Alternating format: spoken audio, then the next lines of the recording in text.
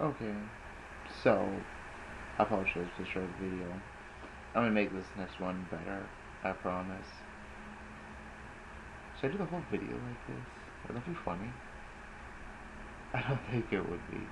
Especially if I have to turn... I have to be looking head on, otherwise this doesn't work. So, continuing from page 41 with no further interruptions. Let me get rid of this wig. Ah, it doesn't work. There. I'm just playing around with my editing software, seeing what pops up. That was kind of funny. Page 41, I'm sorry. In the basement, Pistol cracks open a box. His eyes grow wide as he catches a glimpse of the winged wolf from upstairs talking with the snake woman and a shadowy man with purple eyes and raven black hair, dressed in a trench coat. Pistol hides around the corner, pushing Ashley behind him and barring her with his whip. The Lamia speaks. "The men upstairs are hunters." "I figured that," the wolf responds. "They have a cleric." "I saw that." "And the Belmond." "I know. We're fucked." The shadowy man smiles sinisterly. "The last Belmond." He chuckles. Saves me the trouble of looking, I guess. Lamia looks at him. "What will you do, Lord Crotix?" "If he is as proud as his ancestors, he will burn with them." Crotix steps into the darkness, becoming part of it. The Wolfin sniffs the air, then starts to move to the door. Thistle bites his lip. Wolfin steps out into the hall, following the scent. "Hi!" Thistle laughs nervously as the wolf creature comes into view. It howls to get the attention of the other monsters. Thistle cold cocks him, toppling the beast. He picks up Ashley and runs away, flying up the steps to the bar, only to find it riddled with monsters. Big mistake. The Wolfin has recovered and charges around the corner, chasing Pistol and the girl. Pistol snaps his whip from side to side, clearing a path for Ashley and him to run along. The man throws Ashley onto the stage as he spins around and whips the Wolfin, creating a moon-shaped burn on its forehead. He flails the whip again, but this time the Wolfin grabs it. Pistol pulls a street-fighting knife from his belt and flings it, grazing the Wolfin's wrist. The wound causes the creature to release the whip, allowing Pistol to run onto the stage after Ashley. The ghouls give chase after them as well. Ashley and Pistol attempt to run backstage, but the door is jammed. Thinking quickly, Pistol decides to snap the whip at the catwalk ladder and drag it into reach. He pushes Ashley up the ladder and starts to climb himself. Wolfin leaps over the undead to reach them, and Pistol, hearing him coming, hangs from the ladder upside down by his legs. He backhands the monster, but the beast grabs him and the ladder and shakes both. As the ladder shudders and creaks, Ashley screams, nearly losing her grip. "Charlie!" she calls. Pistol headbutts the beast, dizzying himself. The wolf slashes Pistol across his chest with its sharpened claws. Pistol elbows the monster's arm, backhanding the joint, then a palm punch. The blows make the monster lose its grip, and Pistol gives it a healthy knee to the groin. Wolfin falls to the ground, breaking the lower part of the ladder off on its way. Finally, the man can spin around and continue his ascension. Below, the massive monster began tearing at the Wolfin. It burst out of the pack and curses, "Damned Belmond." Pistol winks and waves at it with his whip, and in a I need to get a drink or something. Pistol winks and waves at it with his whip in plain sight. "Don't look so smug." Don't look so smug. If I don't kill you, something even less human will. The Wolfin howls to them. Pistol crawls onto the catwalk and falls onto his back, panting for air. He may act unshakable, but fear and excitement will tuck the one out faster than you think. Pistol is strong, but so are the forces at work here. As she kneels over her rescuer, tucking her dress under her knees. Charlie, you okay? Pistol takes off his leather coat as he finds the strength to sit up. His arms are banged up pretty well, scratched and bleeding, and his shirt is half shredded from the fight.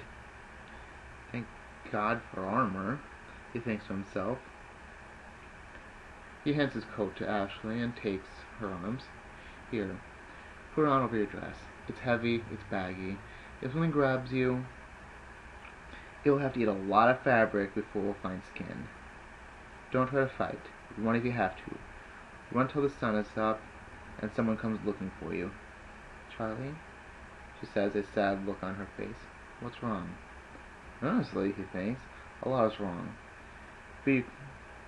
But he can't say that to this little girl. I'm hurt, he responds. It's not too bad, I think. But if the things down there come up here, I will fight as long as I can. And I want you to keep running until I catch up. Pistol wipes her face as she sobs, understanding that Pistol is strong. But, unlike in the stories her father would tell, sometimes the knight lacks the power to overcome all evil. It's up to chapter 4. Colossus of Blight, page 45. I still have 4 minutes, I'll keep reading.